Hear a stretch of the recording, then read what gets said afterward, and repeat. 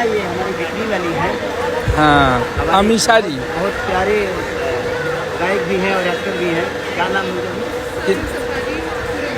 पूरब झा। पूरब झा। उनको मैं देखता हूँ, उन्हीं के साथ ही लॉन्च हुई थी और बड़ी प्यारी है ये, और बहुत नेचर वाइज बहुत अच्छी हैं। तो इन्हीं के साथ हम लोग अभी हैंडसम हीरो बना रहे हैं। तो दोस्तों आप लोग तैयार रहिए, एक बहुत ही तगड़ा हाई लेवल पे शूट किया गया है इस गाने को। अनीसा जी काम की है इस गाने में और खेसारी लाल यादव एक्ट्रेस हैं। हैंडसम हीरो वाला गाना को वीडियो में देखने को मिलेगा। बहुत ही हाई लेवल का वीडियो बनाया जा रहा है, एकदम रंगदार टाइप का। देख पा रहे होंगे बुलेट है शूटिंग सेट पे, उसी का वीडियो आप लोग स्क्रीन पे देख रहे हैं। तो इंतज़ार कीजिए, आप लोगों के बीच जल्द ही देखने को मिलेगा। मिलते हैं फिर नेक्स्ट वीडियो में। वीडियो अच्छा लगा हो तो लाइक कीजिए।